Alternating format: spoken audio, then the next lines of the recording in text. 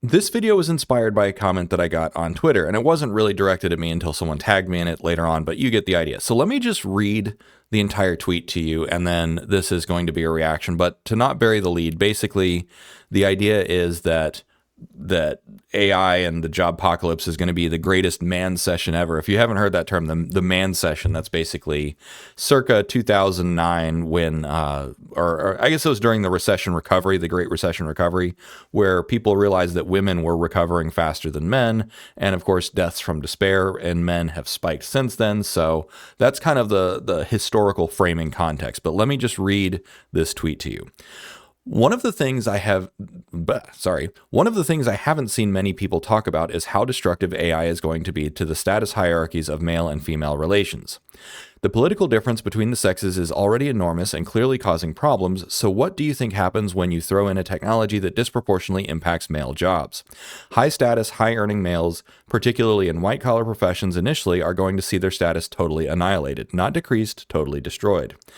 They'll be unemployed with nothing to retrain into. Meanwhile, female-dominated professions actually won't fare too poorly during the initial phases of the AI revolution. Teaching, nursing, caring professions, these will stick around. If you think the culture wars are bad now, wait until you see what happens when some of the smartest, previously highest paid men lose their jobs, lose their status, have no means to recoup it, and then have to listen to toxic feminists spew nonsense at them all day. That's the part I don't agree with. They will snap, I guarantee it. It is abundantly clear to me how few people have thought through the nth order consequences of the world they are heading towards, which is why I have such confidence in my own predictions versus other people. All right, so the rest is basically just like, okay. Anyways, you get the idea. Now, let's talk about this because the historical record does show that as men lose their jobs, they are more disproportionately affected psychologically. They become more depressed. They're more likely to do harmful or self-destructive behaviors. They're more likely to get divorced. Women are more likely to leave them, and so on and so forth. So that is objectively true based on the cultural context of what we have today. Now, I am not as worried in the long run. So what I will concede is that, yes, this will be very painful over the short term. So, next 5 years, 10 years, 20 years as post-labor economics rolls out, as AI and robotics ramps up, there's going to be men that are broken by this and do not recover. Many, however, will pivot. And here's why I'm confident that people will pivot. And, the thread started because someone tagged me in a response to this saying that the singularity enthusiasts don't talk about this. And I say, well, typically I don't talk about masculinity because the internet has an immune system where if you even mention men's issues or masculinity, you're not automatically branded right wing, you're automatically branded far right. So I am the furthest thing from far right. I am like a radical centrist, moderate, progressive. That's how I identify, moderate, centrist, progressive. But it is folly to say that like men don't have issues. And the more you deny that an issue exists, the worse it gets. So we might as well start talking about this.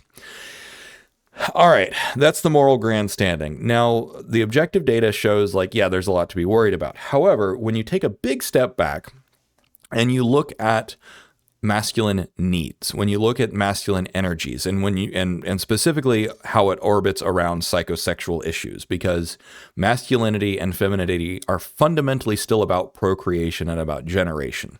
Now, the energies themselves have become abstracted away, and so I'm talking about things like the anima and the animus, and the masculine archetypes of warrior, king, magician, and lover. Now, if you're not familiar with all this is all the work of Carl Jung.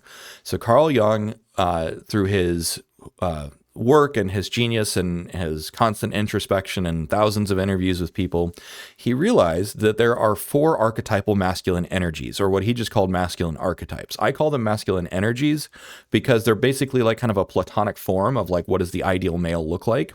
So there's the warrior, king, the magician, and the lover. And each of those archetypal energies provides something. And I also ground this in evolution because one of the criticisms from neuroscience and psychology is like, well, you can't point at a part in the brain that encodes the archetypes, but of course you can't point at a region of the brain that encodes anything other than the neocortex, and it's like it's all encoded in there somewhere. But so let's talk about these archetypes. In the grand scheme of things, at the highest order, there is the sacred nest and there is the wasteland or the arena. And these are the archetypes that I am adding to the conversation. So, and while I am adding them in these particular names, they exist in plenty of other traditions, both philosophical traditions, wisdom traditions, spiritual traditions. So I'm just giving it a name that is more in line with the Jungian. I don't know if orthodoxy is the right term. Anyways, so before humans, there is the wasteland, there is the arena. The wasteland is a place where no life can live. That is basically the moon, or, well, not the bottom of the ocean. Life can live at the bottom of the ocean. But the moon or the high desert, the Arctic or Antarctic plains where it's just too cold, no life can live. So in that place, the archetypal energy is the void. However, in the rest of the world where you have competition, you have what's called the arena. So the arena is the first existence of life and competition. So the definition of competition or struggle in this case is you have to have volition, you have to have plurality, and you have to have scarcity. If you have those three things in a system, then you will have struggle. And so the struggle to live, the survival of the fittest, and that sort of thing, everything follows from that. So that is the substrate upon which all life has generated. In that environment, the things that survive are the things that are selected that are able to survive. Now, when you look at humans in particular, humans have several strategies for survival. Some call it the free energy principle, where the whole point of intelligence is to reduce surprise, which is, okay, that's one part, but that's not the entire survival strategy. Sometimes the survival strategy is reacting immediately and killing something. Sometimes the survival strategy is seduction, where you go out and you find someone who is compatible and that sort of thing. And I will place the upfront caveat. I am talking predominantly about masculine energies here. There are feminine energies, but I am less familiar with that, as that I am not female, and I understand the male's role more clearly. So with that caveat out of the way, so then what happens? Our predecessors, our primate predecessors, formed nests. And this actually goes back before that, before we were even primates and mammals, the sacred nest. So there is an archetype that I call the sacred nest, which is basically, this is our den, this is our safety zone. This is the area where nurturing can occur. And so that is, in the case of birds, it is a literal just little nest. Squirrels have nests, they have little hollows. Bats have their caves and their slices of bark behind tree trunks and that sort of thing. So there is this archetype of the sacred nest. Now, when you look at humans in particular, evolution made use of the man or the masculine energy, the male type, the male phenotype. Now, one way that this is used is to provide a boundary between the sacred nest and the rest of the arena.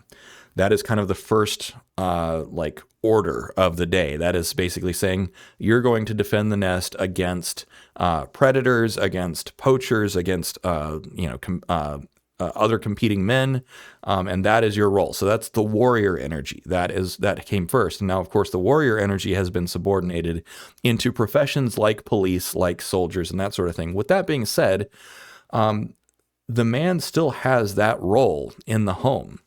So the man, like a woman, feels safer in the home when there is a competent man who is able to provide that boundary between the nest, the home, and the rest of the outside world. If a strange person comes to the door, the man is the one to respond.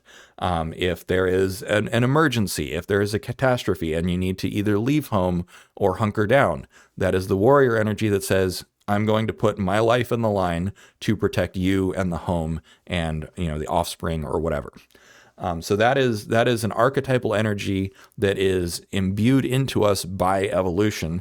And of course, many men have lost touch with that because we have pathologized the warrior energy recently. And it is very unhealthy. I will say that, if you look at the Andrew Tates of the world, where they say, I'm going to give you warrior energy, I'm going to give you forthright aggression, and you don't have to be meek and mild. That is a natural reaction to suppressing warrior energy for too long. It is not a mature expression of warrior energy. It is not a healthy expression of warrior energy, but it is a inevitable response to a culture that has pathologized warrior energy for too long. So that's one. Now, there is nothing about losing a job because a job takes place outside of the home. It is about bringing resources to the home, which that's the king energy. So the king energy is about abundance, fertility, and that sort of thing. So the provision of prosperity. But there is nothing about losing a job or having a job that prevents men from embodying the warrior energy, which is basically your woman feels safe. The ability for a man to make a woman feel safe is the number one most attractive thing that a man can have.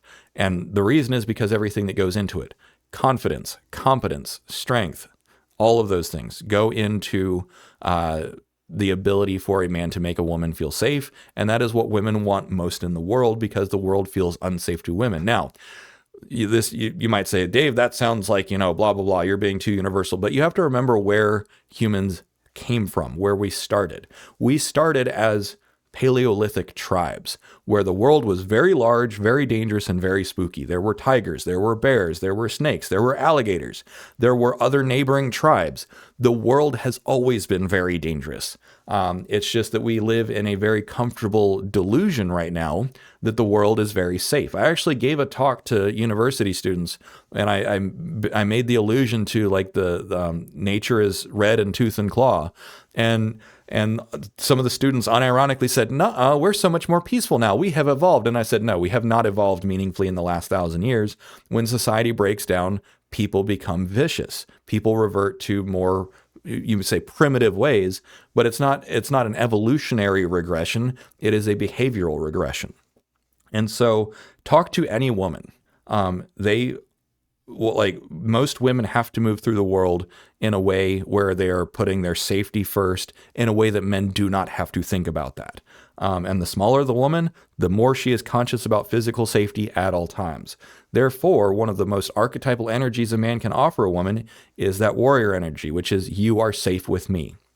So then the second energy is the king energy. So the king energy, the way that Jung described it is offers consecration and fertility, but it's more primitive than that. It's more primal than that. The king offers the consecration, which is like, kind of what dad does. Like dad says, this is the rule. Okay, cool. So providing that law, providing that structure, providing that order. But beyond that, it is also the provision of prosperity. The reason that kings existed in history is because we need to coordinate, we need to have a decision maker, and the decision maker sends the soldiers off to war to say, okay, you go protect the realm, but then also we're going to manage the prosperity, we're going to manage the farm, the livestock, we're going to make sure that everyone has enough to eat. Now, this is where I will concede that if machines take all human jobs, then your ability to earn a wage to then feed your family goes away. However, I am confident, because of the work that I've been doing on post-labor economics, that there will actually still be a large role for men to play as the breadwinner. And that is that you will transition from a wage slave, and I use the term, I don't like the term, but like wage slavery is a thing. That's what we live in. And the idea that wage slavery is the best way to meet the king energy is kind of absurd in the grand picture. So what we will transition to is, instead of being a wage slave to make ends meet, you'll become more of a hedge fund manager for your family. You'll become more of a venture capitalist for your family.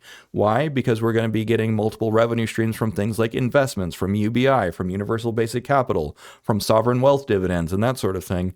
And you'll still have that as a way of saying, hey, you know what? I'm going to go find a way to make a little bit of extra cheddar for my family.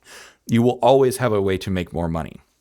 It will not necessarily be through employment. It will not necessarily be through conventional labor contracts.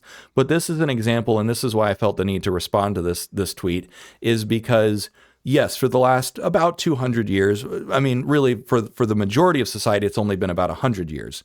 But for the last 100 to 200 years, the primary way to be a breadwinner for most men was to go get a wage labor contract of some kind. That is not historically true. That is a modern short-term aberration, and we will go back to more traditional, and I don't like the word traditional because of the associations, but I think we'll go back to a more primal way of embodying these energies. So the king energy is, again, it's about fertility, it's about prosperity, it's about providing law and order.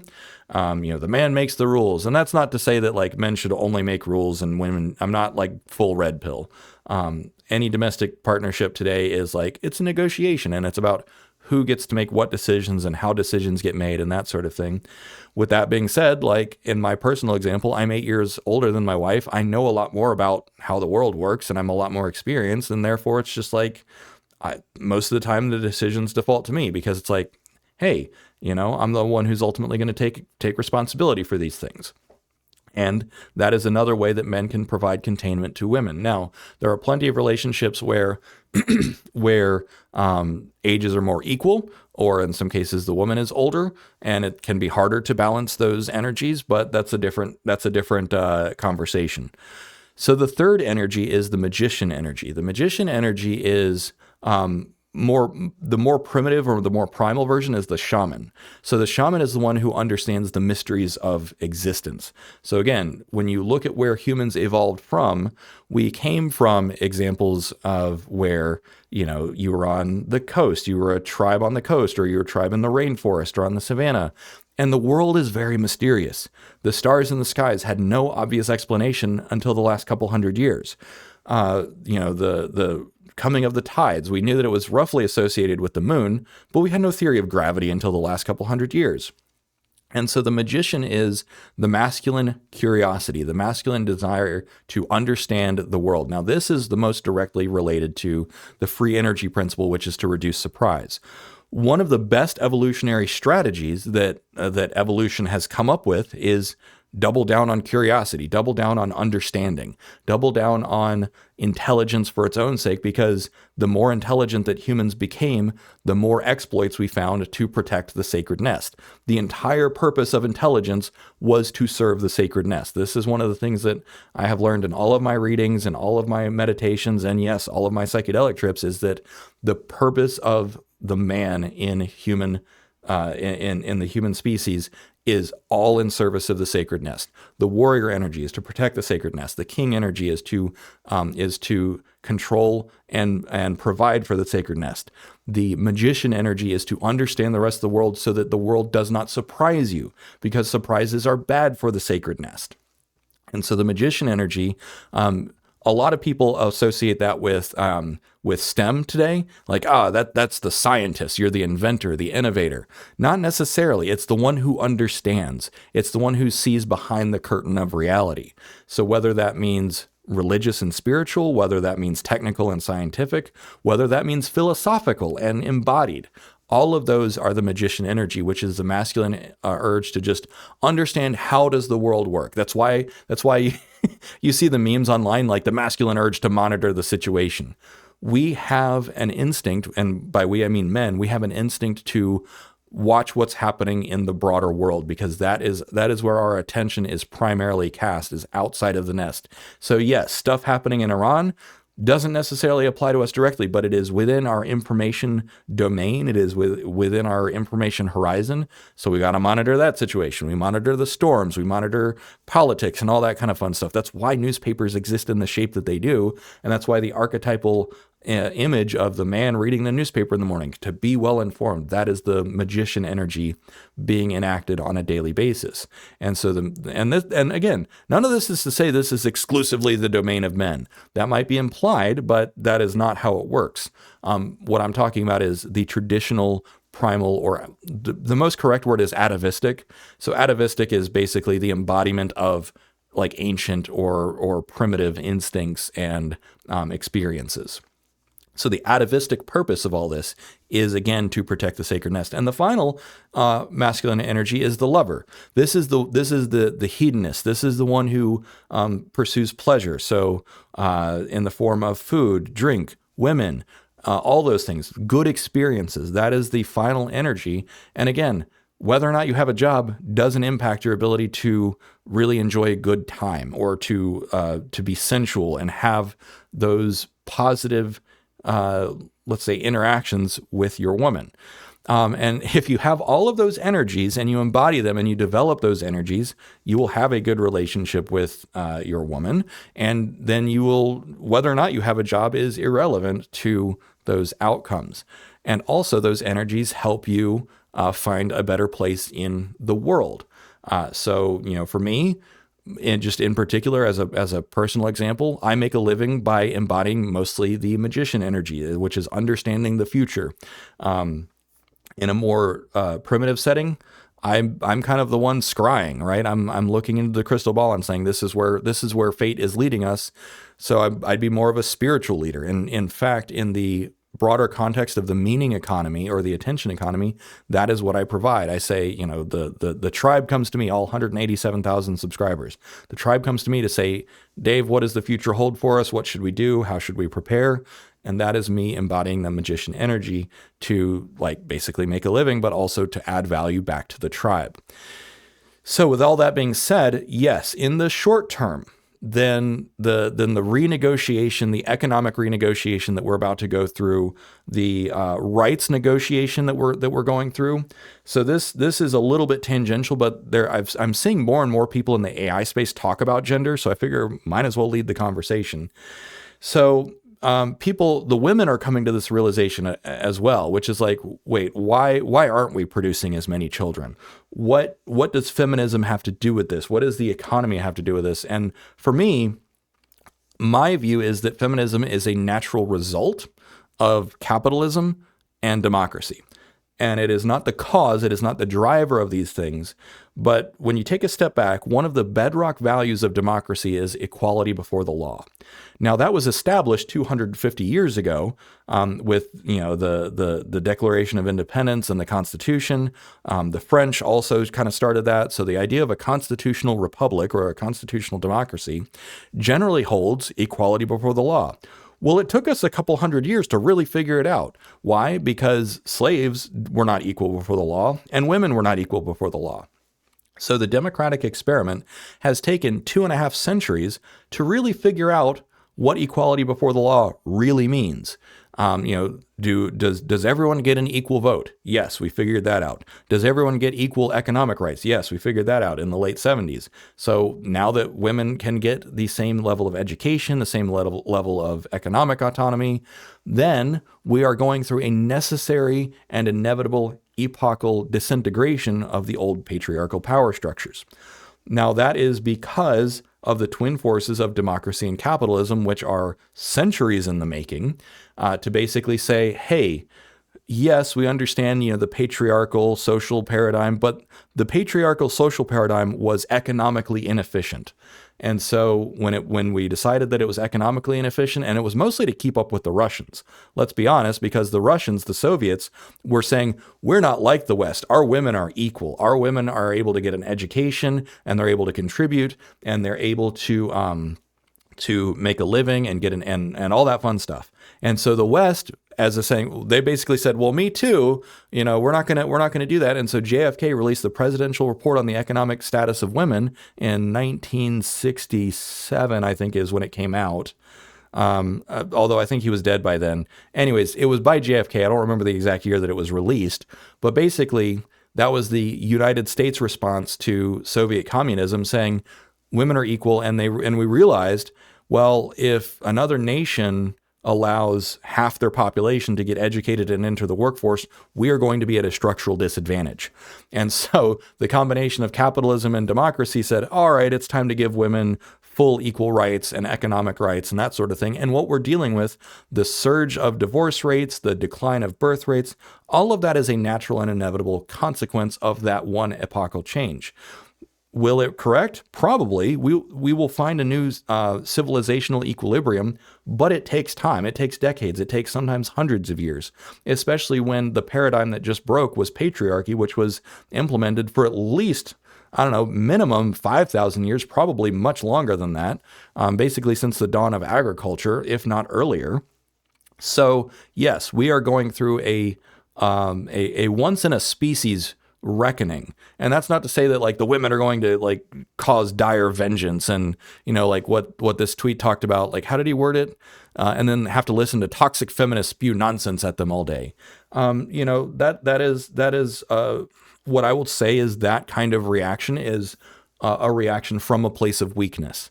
That is a reaction that is not inhabiting those masculine energies and understanding how we even got here. And if you don't know where you are and how you got here, you have no clue where you're going.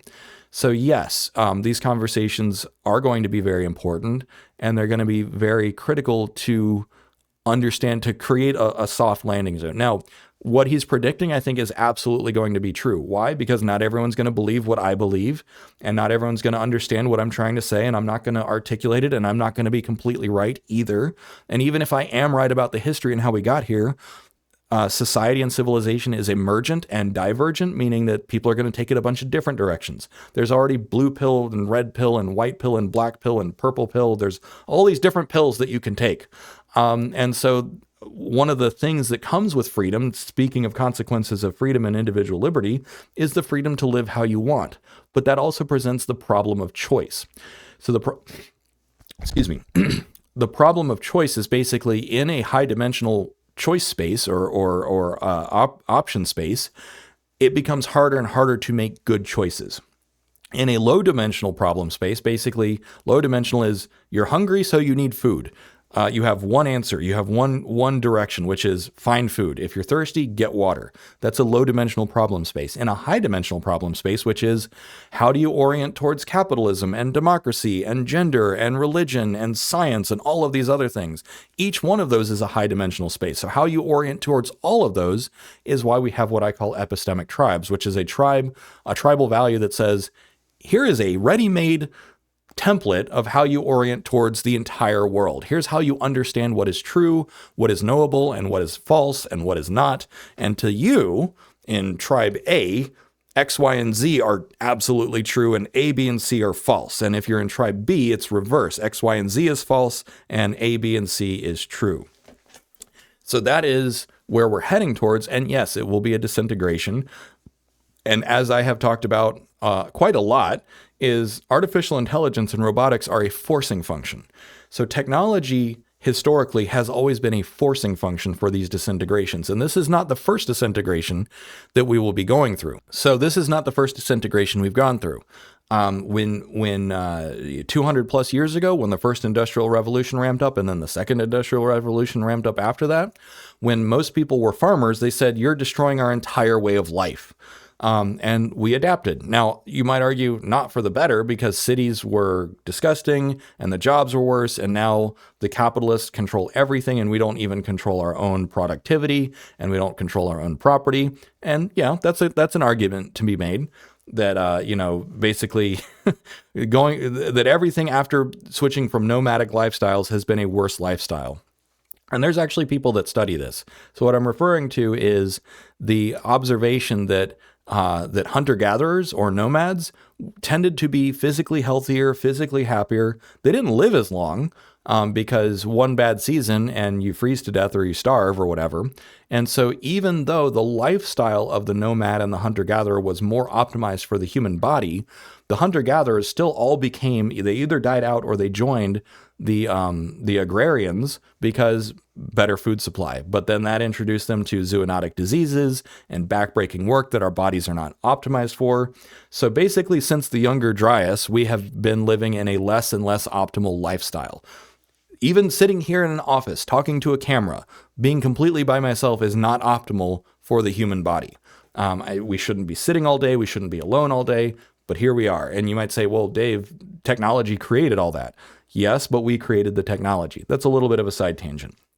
So anyways, I think that's enough to throw at you today.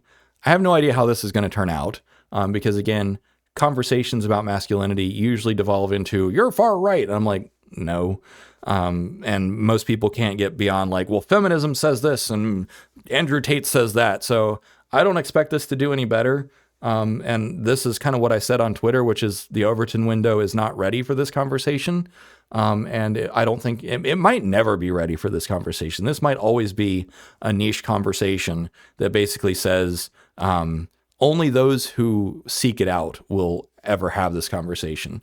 Maybe that's true. I don't know. We'll see. All right, I'm done. Cheers.